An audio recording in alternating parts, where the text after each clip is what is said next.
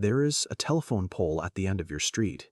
You've probably walked past it hundreds of times without ever really thinking about what's sitting on top of it.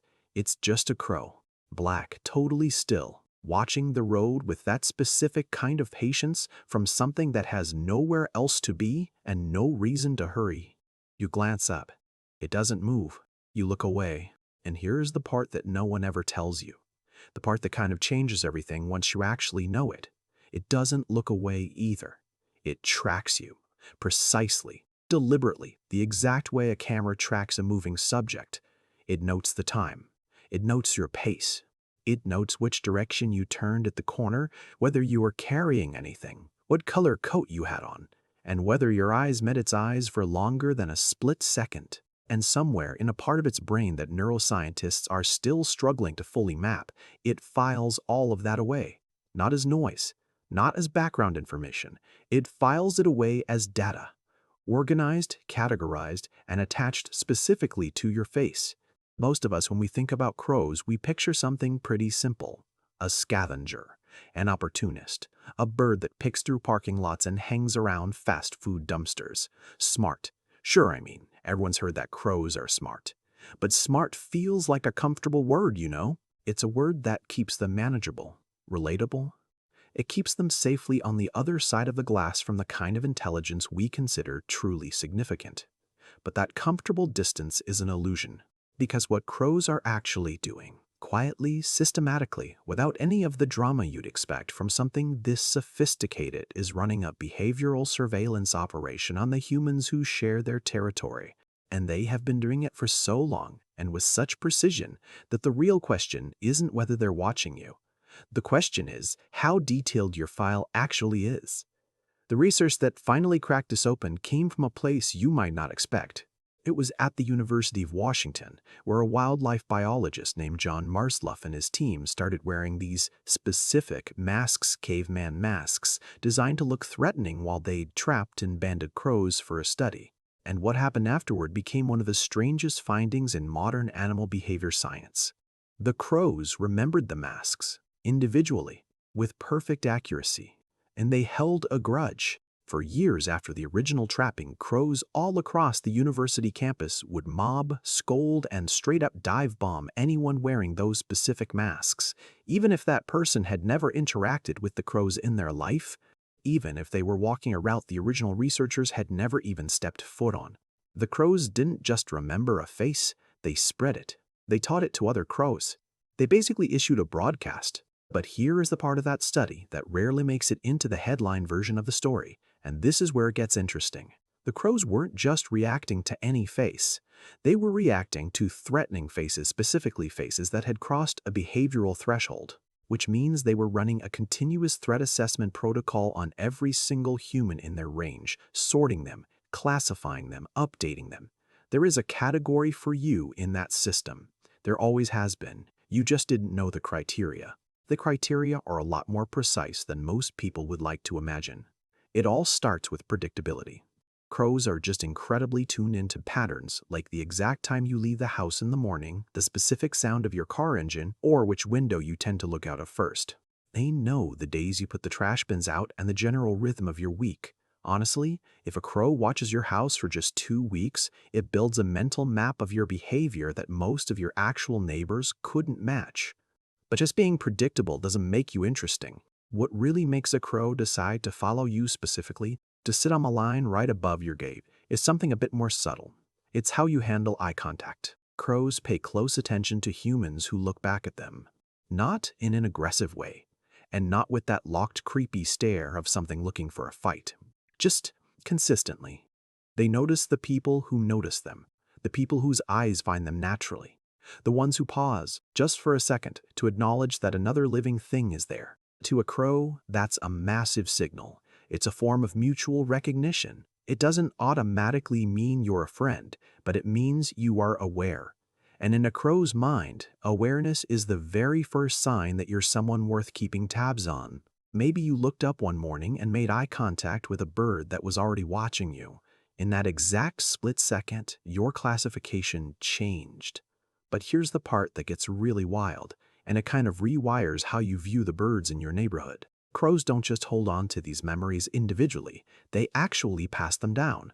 If a crow has sized you up, it will communicate your entire profile, how dangerous you are, whether you have food, how predictable you are to its mate, its babies, and the younger birds in the group who are still learning the ropes. Which means your reputation in the local crow community probably existed before you even noticed they were there.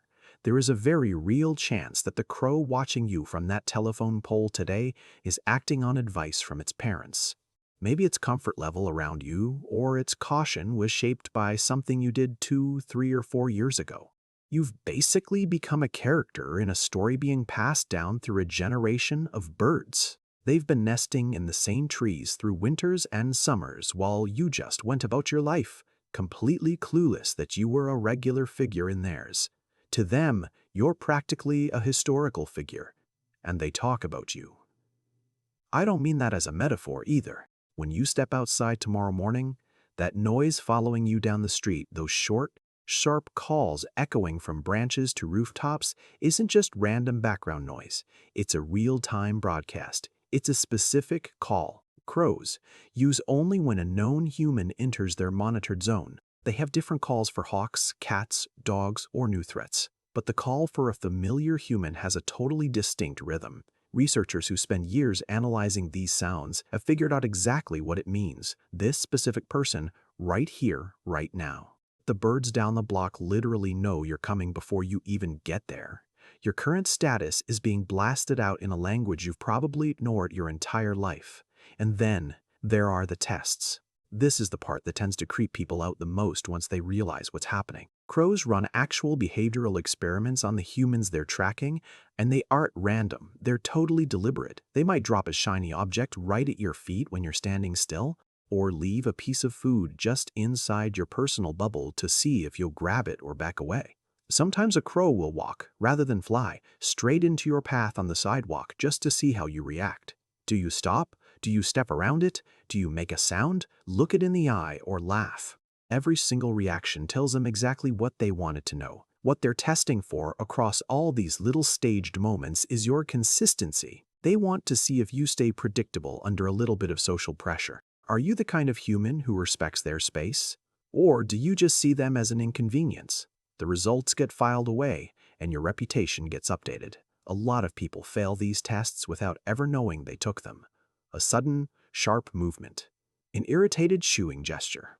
Maybe a random burst of frustration directed at nothing in particular, but a nearby crow took it personally. And then, the next day, that spot on the telephone pole at the end of the street is empty. You've been downgraded. But here is where the scale of what's happening becomes genuinely difficult to hold in your mind. Your crow is not operating alone. It is a single node in a network that spans multiple city blocks, connects to neighboring territories through roost sites, and exchanges information with hundreds of other birds at the communal roost that forms every evening just before dark.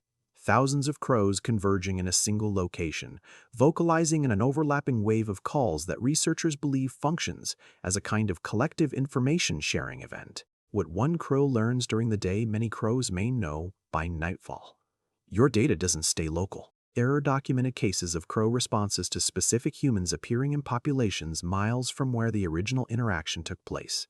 Behaviors and wariness patterns transmitted across territories far faster than individual birds could travel between them. The network is real. The data moves through it. And somewhere inside that network, attached to a facial recognition pattern that was encoded the first time a crow really looked at you, is everything the local population knows about who you are and what you represent. You are a permanent resident in their mental landscape. You always have been.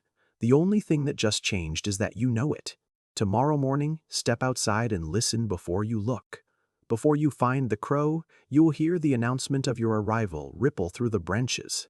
You'll recognize the call, maybe for the first time, as something meant specifically for you.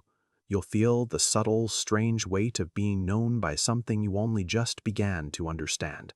The telephone pole at the end of the street will have something sitting on top of it. And this time, when your eyes meet, you'll understand that the recognition goes both ways, that it always did, that you are not the observer in this encounter. You never were. Think about the birds in your neighborhood, not generically but specifically. The one that always seems to be on the same perch. The one that doesn't scatter when you get close. The one that watches your hands. Drop a comment and tell me, where is your crow and how long do you think it's had a file on you? Because I have a feeling some of you are going to realize the answer is much longer than you expected.